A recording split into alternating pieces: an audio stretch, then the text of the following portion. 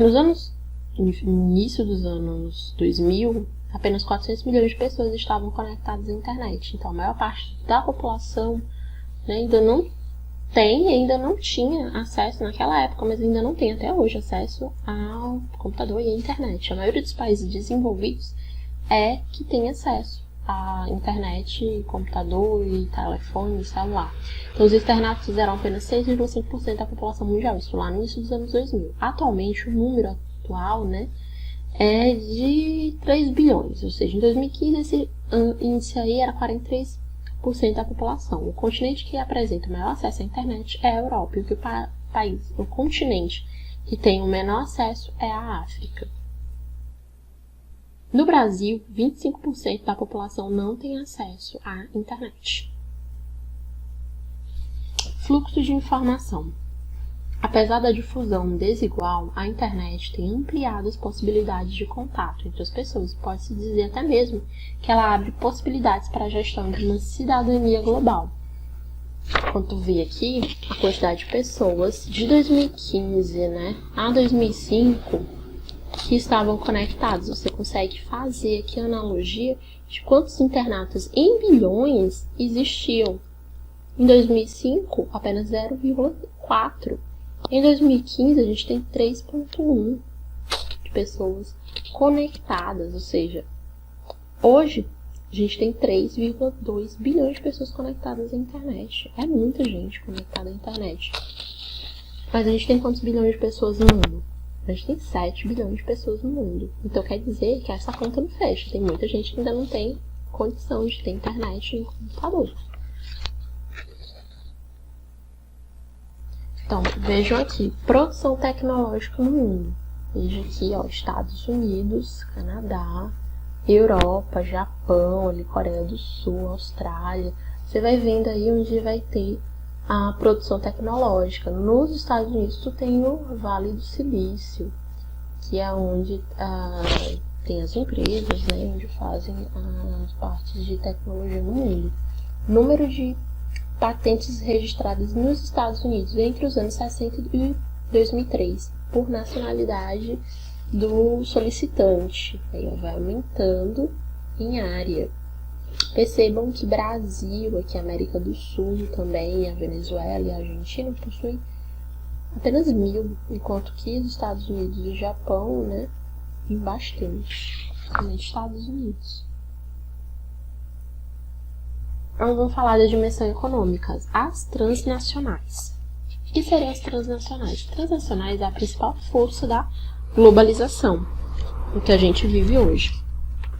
Responsável, pela força da globalização, pela mundialização da produção. Responsável pela grande parte do comércio internacional.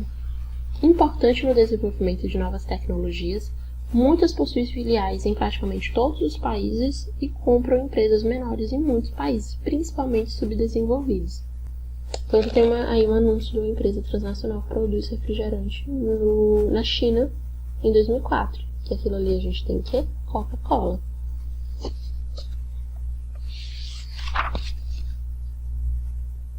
Maiores sedes dessas empresas estão situadas em países desenvolvidos. Então, o destino de boa parte dos lucros é transferido para as filiais. Por exemplo, tem a Coca-Cola aqui no Brasil, mas aquilo ali não é a sede da Coca-Cola. A sede da Coca-Cola está nos Estados Unidos. Então, tudo que é produzido aqui, eles pagam ali os impostos, que muitas vezes são para atrair essas empresas para cá. Tem que abrir mão de várias coisas, tem que dar vários incentivos para eles virem para cá. Então, boa parte do lucro vai ser destinado aqui para as filiais, que não ficam dentro do Brasil. Onde ocorrem as grandes decisões sobre o investimento, também não é aqui no Brasil, ou no país em que está situado, geralmente países desenvolvidos, mas a filial fica em países desenvolvidos. Onde estão situados os centros de pesquisa também, não é no lugar onde eles dão essa descentralizada, Onde estão os centros de pesquisa por exemplo, as maiores cidades globais do mundo, que é Nova York, Tóquio e Berlim. Então, tu tem aqui uma desconcentração espacial das atividades econômicas, que é o que está acontecendo hoje em dia, que seria uma desindustrialização dos países desenvolvidos. É um fato que o faturamento de algumas transnacionais é maior que o PIB da maioria dos países do mundo, que lhe assegura muito poder econômico e político. Há um processo de desconcentração industrial, mas não há um processo de desconcentração financeira. Percebam aí, né, que existe, além do que a gente está falando, né, da globalização como um contexto aí das fronteiras políticas e econômicas, as transnacionais, assim como as instituições globais financeiras, passam a difundir uma modernidade que forma as estruturas políticas, científicas e tecnológicas que vão produzir as informações, as análises e as orientações que possibilitam a supremacia do capitalismo, ou seja, não apenas desenvolver, mas perpetuar. Críticos desse modelo afirmam que essa nova economia, em uma nova ordem, é na verdade o velho capitalismo, com as suas classes sociais, a mais-valia e a concentração de riqueza. Então hoje tu tem o quê? Quando eles lançam algum produto novo, e aí esse produto é o mesmo lançado em várias partes do mundo. Ou quando você tem um produto, mas ele foi fabricado em várias partes do mundo, eles fabricaram um pedaço e depois eles montam aquele produto, ou ainda como algumas empresas fazem também, que é, por exemplo, tu tem a marca daquele produto, eles só compram o direito de colocar aquela marca em determinado produto, como alguns tipos de roupa e alguns tipos de calçado. Eles pegam aquela logomarca que vende, né, que seria a mais cara, e eles colocam em algum produto que é fabricado na Índia e na China, em algum lugar, que sai muito mais barato a produção. E aí, no final, aquele produto fica muito mais caro só porque tem o logotipo, né? Tem a marca que é tão cara.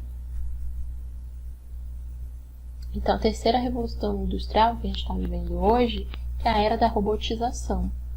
Então, está relacionado ao desenvolvimento da eletrônica e das tecnologias de informação, que agilizam e tornam os negócios possíveis. Hoje, em qualquer lugar do planeta. Hoje você tem o seu celular, você pode fazer uma transação bancária e depositar e receber dinheiro de qualquer parte do mundo. No início da segunda metade do século XX, a gente começou a fazer esse tipo de coisa. A ampliação de tecnologias ligadas à informática, às telecomunicações e à microeletrônica. Hoje em dia você tem um celular que não usa mais um chip, usa um nanochip, um microchip, né? O surgimento de novas profissões que vão depender de trabalhadores qualificados e ao mesmo tempo a substituição de mão de obra por máquinas. A gente tem aí hoje também, por exemplo, no campo, substituição da mão de obra por máquinas.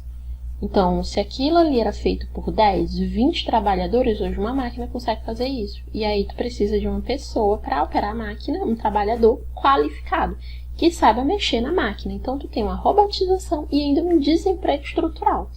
Que seria o quê? Uma pessoa, qualificada para trabalhar em determinada vertente ali do que a gente vê hoje. A gente tem os tecnopolos e a produção just in time. O que seriam os tecnopolos? Os tecnopolos são onde hoje existe dentro desse espaço geográfico aí os locais em que se fazem os estudos e as pesquisas. Esses lugares são chamados de tecnopolos. E a produção just in time, apenas no tempo, A produção que hoje a gente pode chamar de uma produção inteligente, mas é uma produção que está voltada, só para aquele pedaço e para aquela etapa, Eles vão produzindo conforme a etapa. A gente pode falar disso mais à frente, sobre produção just in time. Gente, o assunto fica até aqui. A próxima aula a gente continua sobre globalização e neoliberalismo. Obrigada. Até a próxima aula.